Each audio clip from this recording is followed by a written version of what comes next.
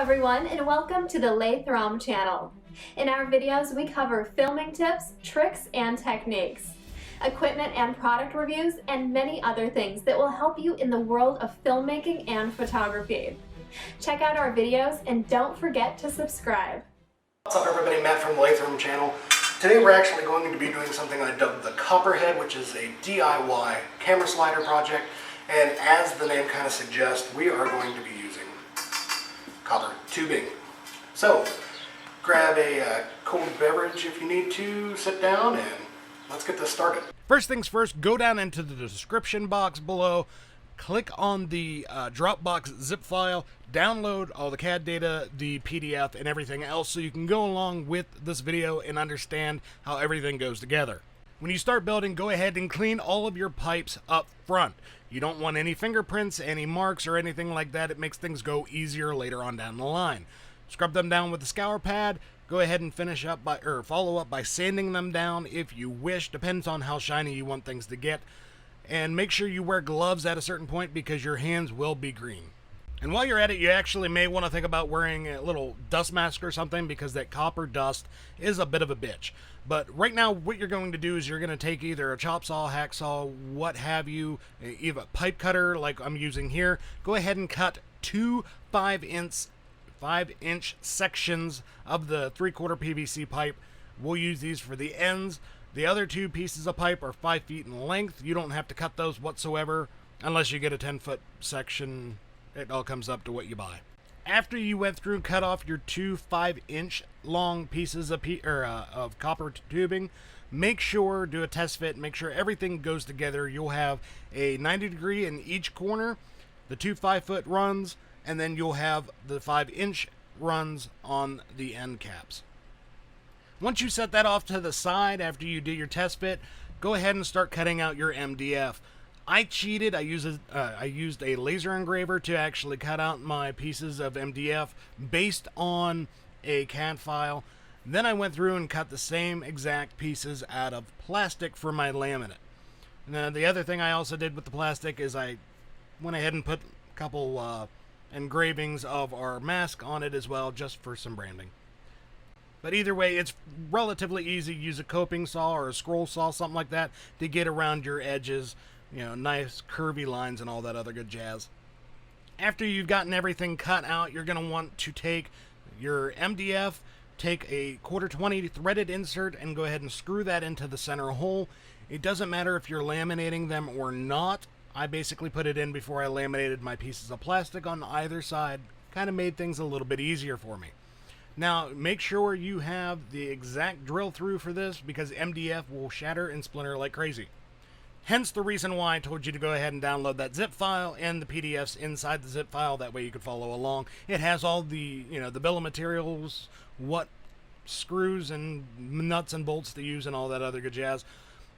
Here, since I'm laminating this, laminating my shuttle and end caps, I'm taking 3M double stick tape. It's actually double stick specialty tape that I cut out with the laser engraver, and I'm just placing that on my MDF. That way I can go through and attach my plastic pieces on top of that. And like I've said before, I mean, this is yes, it is a DIY, but at the same time you can kind of make it your own. You don't have to use 1/4-inch MDF. You could use 1/4-inch oak laminate. You could use 1/2-inch. You could use plastic. You could make it out of carbon fiber, Kevlar, whatever floats your boat. You could technically 3D print these pieces if you wanted to as well, which is going to be something that I'm going to do in the future whenever we get our Mark Forge Mark II in, and I'll put those files up there as well. So after you get your holes drilled, get everything situated, get your laminate together. If you're running laminate, you're going to want to go ahead and put your wheels or your groove pulleys on to the shuttle itself. Now here I had to use a washer on the inside of the pulley, put the pulley on, and then use an additional 6 washers to give myself the exact distance that I needed away from the shuttle. I was looking for a 5/8 or a 5/16 inch spacer, steel spacer at the hardware store, but unfortunately they didn't have one in 1/2 inch. Because of that, I used washers, and quite frankly, the washers are a cheaper route if you want to go that instead of the spacers.